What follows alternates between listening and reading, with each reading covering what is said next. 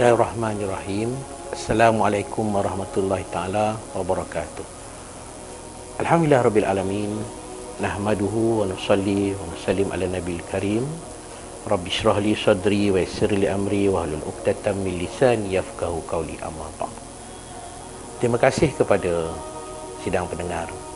Pada hari ini saya akan membentangkan tajuk Masjid Nadi Keimanan Universiti.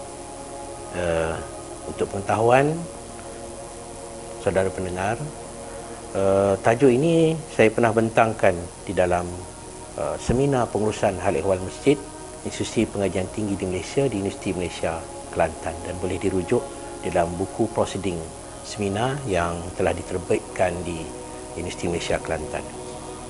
Tuan-tuan dan puan sekalian, hakikatnya masjid merupakan tempat sujud umat Islam yang dinisbahkan sebagai rumah yang digunakan sebagai tempat mengabdikan Allah Subhanahu Wa Taala. Ini saya ambil dari petikan daripada tafsir Al-Maraghi tentang apa itu pengertian atau definisi masjid. Ia juga merupakan tempat yang paling suci, yang juga merupakan institusi pertama sekali ditubuhkan dalam Islam. Masjid juga sebagai lambang penyatuan di bawah Kesatuan Fikrah Islamiyah yang digagaskan oleh baginda Rasulullah sallallahu alaihi wasallam dengan menyatukan di antara dua golongan, Muhajirin dan Ansar. Gambaran daripada asar dan hadis juga turut menjelaskan peranan dan fungsinya bukan setakat tempat beribadah, bahkan merupakan tempat berlangsungnya pelbagai aktiviti seperti perbincangan ilmu, hukum hakam, tempat memutuskan apa-apa jua keputusan, dan ada kalanya juga sebagai tempat menyambut perayaan yang dianjurkan dalam Islam. Jadi ini bermakna masjid bukanlah difokuskan sebagai tempat ibadah sahaja, bahkan turut berkait sebagai tempat berkembangnya bidang agama, bidang sosial, pembangunan ekonomi, komuniti dan kemasyarakatan. Kefahaman untuk kita memahami pengimarahan masjid itu seharusnya berkait antara metod dan substan. Dan metod inilah yang saya rujuk kepada tafsir Al-Maraghi supaya 4 teras yang saya sebutkan tadi, iaitu saya ulang lagi sekali, teras yang pertama atau petunjuk yang pertama, keimanan dan kepercayaan pada hari akhirat. Yang kedua, ibadah solat. Yang ketiga, menunaikan zakat. Yang keempat, takut dan khusyuk, takut dan khusyuk pada Allah Subhanahu Wa Taala. Jadi tuan-tuan dan puan, saya cuba membangunkan idea tentang masjid sebagai nadi keimanan universiti, dan telah saya usahakan memperkasa masjid itu berasaskan nadi keimanan universiti. Kerangka 4 teras petunjuk inilah yang diketengahkan, yang saya gunakan dalam penulisan ini dan dalam penjelasan saya pada hari ini untuk membina, membangun, merancang aktiviti pengimarahan masjid. Pengimarahan masjid adalah jadi tanggungjawab semua. Manakala tanggungjawab setiap individu, sama ada ahli karya, jawatan kuasa masjid, makmum, siap, dan siapa saja sebenarnya bertanggungjawab. Bukan saja imam, tapi semuanya bertanggungjawab menjaga kualiti keimanan dalam setiap waktu dan ketika yang telah pun ditaklifkan kepada bahu masing-masing semenjak kita ini dilantik sebagai khalifah Allah Subhanahu Wa Taala. Ada satu hadis yang ingin saya bacakan dalam penulisan saya ini. Hadisnya yang disebut an Abi Hurairah anna mar'ata sauda kanat takumul masjida faqadaha Rasulullah sallallahu alaihi wasallam fasala anha ba'da ayyamin faqila lahu innaha matat qala fahalla za'tumuni fa'ata qabraha fasalla 'alaiha. Mafhumnya daripada Abu Hurairah, seorang perempuan berkulit gelap yang merupakan ahli masjid, tiba-tiba Rasulullah mendapatinya telah tiada. Lalu baginda Rasulullah sallallahu alaihi wasallam bertanyakan mengenainya beberapa hari selepas itu, tanya pada sahabat, di mana yang dikatakan perempuan itu, di mana beradanya? Maka dikatakan kepada baginda Rasulullah sallallahu alaihi wasallam, perempuan itu telah meninggal dunia ya Rasulullah sallallahu alaihi wasallam. Maka berkatalah Rasulullah sallallahu alaihi wasallam, kenapa aku tidak mendengarnya? Berita kematiannya tidak diberitahu. Maka Rasulullah telah dibawa ke kuburnya dan baginda melakukan solat jenazah ke atasnya. Jadi hadis itu memberikan gambaran kepada kita betapa tinggi darjat iman dan kedudukan kepada mereka yang jiwanya tergantung kepada masjid, tanpa menafikan sama ada dia lelaki ataupun wanita, ya, mahasiswa atau mahasiswi, tidak ada beza. Maka bermakna bahawa mahasiswa kena imarahkan masjid, ya, mahasiswi juga kena mengimarahkan masjid. Jadi untuk membina Masjid Nadi Keimanan Universiti, kita telah menyediakan pelbagai program yang ada di Masjid Al-Wathiqu Billah Tunku Mizan UiTM ini. Datanglah beramai-ramai, ya, datang bersama-sama mengimarahkan masjid. Sementara lagi kita telah mula masuk dalam bulan Rejab, Syakban dan akan dekat dengan masuk bulan Ramadan. Macam-macam program yang telah kita sediakan dan tujuannya untuk sama-sama kita mengimarahkan Masjid UiTM bersama-sama dengan warga UiTM, mahasiswa, mahasiswi dan juga staf yang berkaitan dengan komuniti luar UiTM. Dan dalam artikel ini saya menjelaskan bahawa masjid sudah cukup fungsinya sebagai pusat ibadah dan pengimarahan. Apa yang perlu diperkukuhkan ialah elemen menjiwai keimanan itu sendiri perlulah disuburkan dalam setiap sanubari individu, terutamanya bila mengunjungi, menziarahi, beriktikaf, menjaga dan memelihara masjid. Cukup ramai orang yang menziarahi masjid dan dengan pelbagai tujuan. Ada yang ingin tumpang bersolat, ada yang ingin qada hajat, atau ada yang lari dari hidup pikuk urusan di rumah ataupun di pejabat. Tetapi bila jiwa keimanannya kental, kehadiran di masjid bukan sahaja untuk beribadah, ya, bahkan di sinilah tempatnya untuk berinfak sama-sama, ya, berinfak sama ada melalui sedekah ke tabung masjid, membantu membayar bil elektrik dan bil air masjid, menggantikan selipar yang sudah berkurun lamanya tidak ditukar dan hampir berlumut, membantu jawatan kuasa membersih tandas dan menaja makan dan minum, kuliah-kuliah ilmu yang kerap diadakan di masjid. Jadi pada saya yakin, ya, yakin bahawa mereka yang menyantuni masjid bertujuan untuk memenuhi kerangka teras petunjuk yang pertama itu, iaitu keimanan dan kepercayaan kepada hari akhirat. Sewajarnya masjid di universiti ini berperanan sebagai katalis pengukuh keimanan khususnya kepada warga Universiti Teknologi Mara.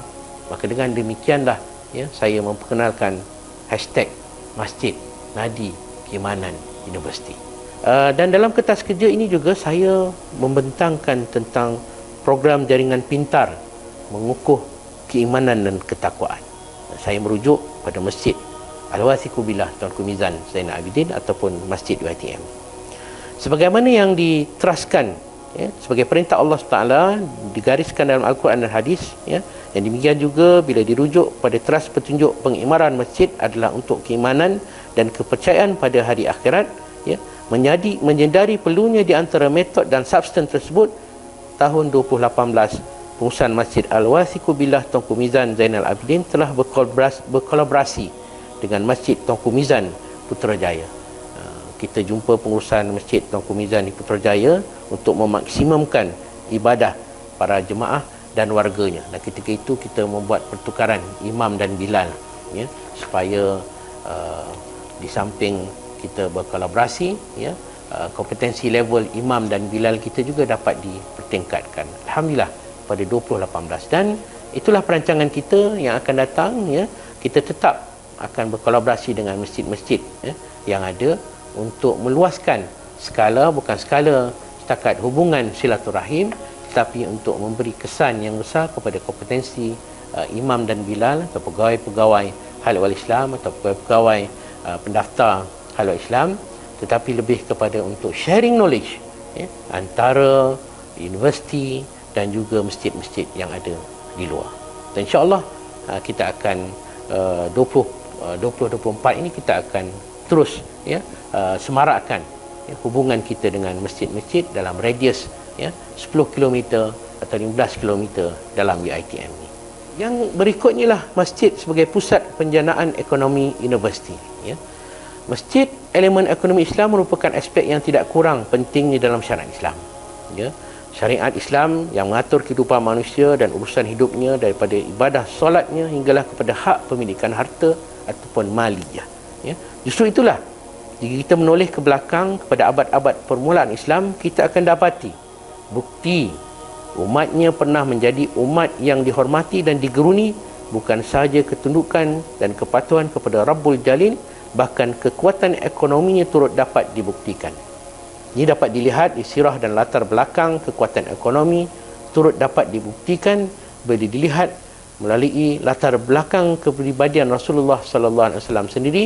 Beliau telah mendapatkan latihan sebagai gembala kambing dan mendapat gelaran Al-Amin kerana kebijakan baginda mengurus perekonomian dan jumlah bisnes yang besar daripada Al-Haram Makkah ke Syam atau ke Damsyik di atas kepercayaan bapa saudaranya Abu Talib yang jaraknya lebih kurang 1600 km dengan 54 darjah Celsius di musim panas dan 10 darjah Celsius di musim sejuknya.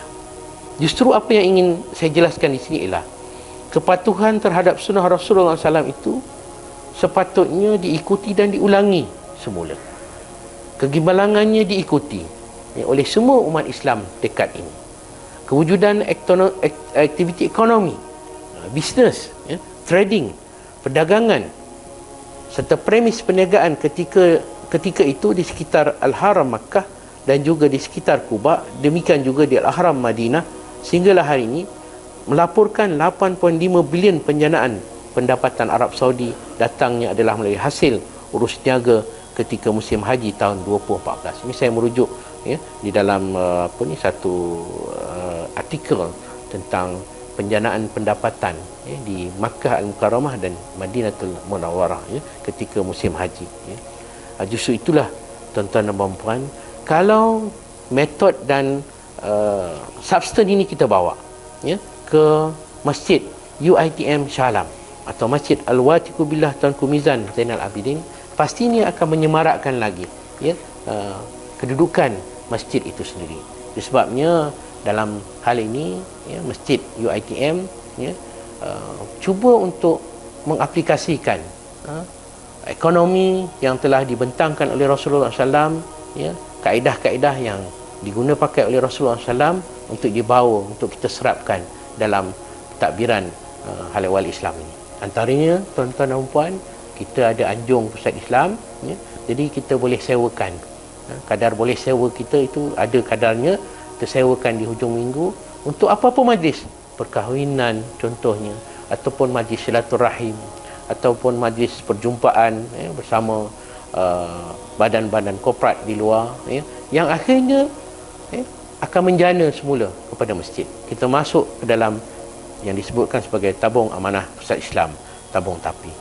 Jadi tuan-tuan bayangkan, dengan penjanaan yang sedemikian dan macam lagi penjanaan yang lain, tuan-tuan, ini akan membantu tabung amanah pusat Islam, seterusnya membantu Masjid Al-Wathiqu Billah Tuanku Mizan Zainal Abidin itu untuk terus melestarikan peranan fungsinya, khususnya dalam UiTM.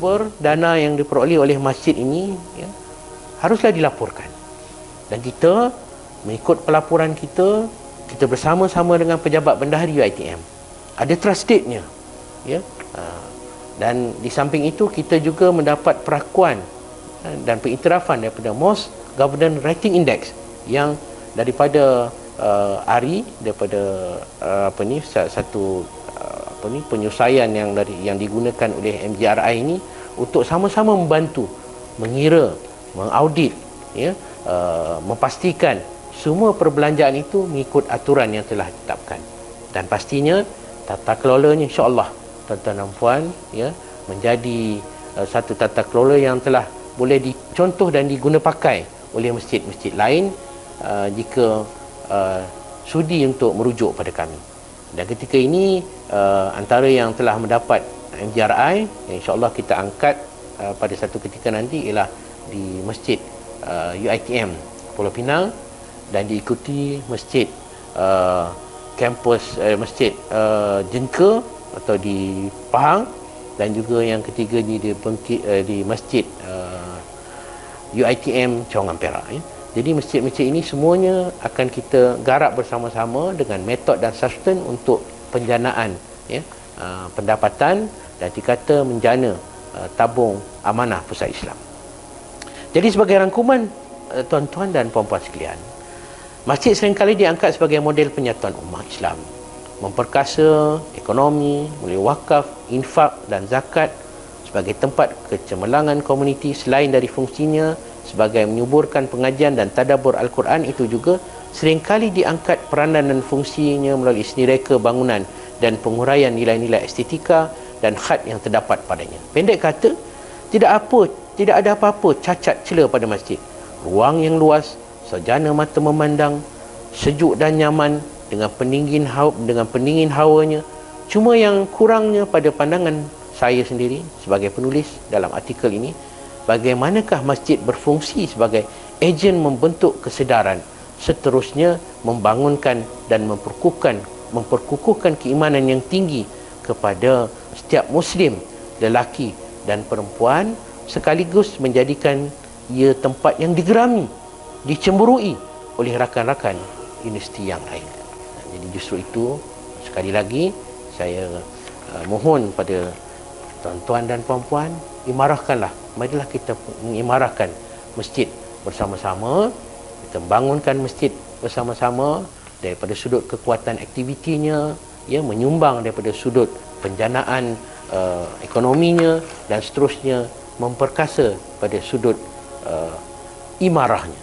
Penting masjid diamarahkan supaya masjid kita itu akan memberi sinar dan fungsi yang sebagaimana saya sebutkan, masjid sebagai nadi keimanan universiti. Sekian, wabillahi taufiq hidayah. Assalamualaikum warahmatullahi taala wabarakatuh.